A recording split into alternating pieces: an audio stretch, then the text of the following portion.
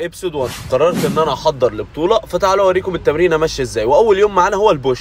ناخد اللفه الجميله بتاعتنا ونروح نسخن الكتف كويس عشان ما نتصابش يا جدعان. بس انا قعدت ادور على السماعه بتاعتي يا جدعان، مشغلين اغاني تامر عاشور وانا جاي عايز اتحمس مش اكتئب. ما لقيتش السماعات بتاعتي، قمت قلت اكمل تسخين بقى وعلى الله حكايتي بقى. خلصت تسخين يا جامد، فيلا بينا ندخل على اول تمرينه، هي البار فلات او البنش بريس زي ما بيقولوا عليها. هتلعب يا باشا 12 عده في 4 مجاميع، وكل مره تزود فيها اوزان، واوعى تكسل، ولو معاك واحد صاحبك جيبه معاك على طول عشان يشجعك. ندخل على تاني تمرينه وهي الانكلاين بنش بريس، وطبعا هتزود وزن في كل مجموعه كده، وهتلعب 12 عده في 4 مجاميع، نفس الكلام في التمرينه اللي فاتت. انا عايزك يا باشا تفجر البنجات كده على طول، وبعدين قلت كده انده على احمد كده واشوف رد فعله ويشوف انا بصور ازاي. وزي ما قال لك الكتاب كده، الجيش قال لك اتصرف، هو اتصدم من موضع التصوير اللي انا حاطه عليه ده. ريحنا شويه وندخل نكمل التمرينه ونفجر كده البنج، وبعدها هنقوم فاصلين البنج وندخل على الكتف. ومعانا تالت تمرينه وهي الميليتري بريس. هتلعب يا باشا 12 عده في 4 مجاميع، نفس الكلام بنفس الاسلوب اللي انا بلعب بيه ده. خلصنا من التمرينه دي يا باشا، نرجع على طول على البنج ونلعب البتر فلاي كده على الجهاز ده بالشكل ده. وهتقوم يا صديقي الصدوق لاعب 15 عده في 4 مجاميع كده، تجيب اخرك فيهم. واوعى يحصل لك نفس اللي حصل لي ده والكرسي يقع بيك، اوعى الجهاز يغفلك. وهندخل على خامس تمرينه وهي الليتل ريز او الكتف الجانبي. هتلعب يا باشا من 12 عده في 4 مجاميع، وزود وزن على قد ما تقدر في كل تمرينه، بس تلعب صح وبرفكتو.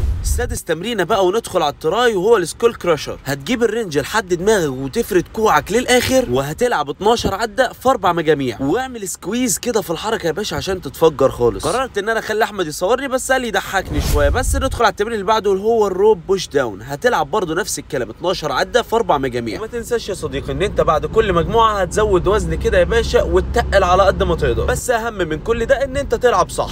ونشكر كابتن احمد تيتو كده على التصوير والمجهودات اللي عاملها. وعايزك تفوكس معايا كده على نظره النصر على وشه، لا فوكس معايا اكتر كده على الضحكه الشريره يا جدعان، فوكس. بس انا اسف على التنمر. واحد من الشباب عرف ان انا بتشالف فقال لي اتشالف، قلت له تعالى يا باشا ولا تخاف. بس انا قررت ان انا اتشالف من على كتفه، ويا عيني كله كان عرق فاتزحلقت. بس انا قلت افصل على التمرين شويه، بس اوعى تفكر ان احنا كده خلصنا، لا يا باشا ندخل على التمرين. واخر تمرينه معانا هي البوش اب. هنا ينتهي الكلام، فانت لازم كده تفجر يا باشا البنج والتراي وتلعب 20 عده في 4 مجاميع لغايه ما توصل لاخر عده ما انتش عارف تطلع كده خالص. كده هتكون ان انت اتاكدت ان انت لعبت بنج وتراي يا باشا وجبت اخرك فيهم. بس لسه تعالى اقول لك على طريقه بقى كده انك تتاكد فيها انه البنج بتاعك كان شغال. هتقوم ماسك ازازه الميه كده وحاططها على البنج فوق، هتتاكد ان هي ثبتت، اعرف ان انت كده فجرت البنج الاغرو، ولا تحس ان انا رايح ارضع. وكده خلصنا التمرين. ما تنسوش لو عجبكم الفيديو اكتبوا لي في الكومنتات، واستنوا النتيجه كده بعدين هبوريها لكم وافاجئكم بيها. وبس كده، استنوني في الفيديو الجاي.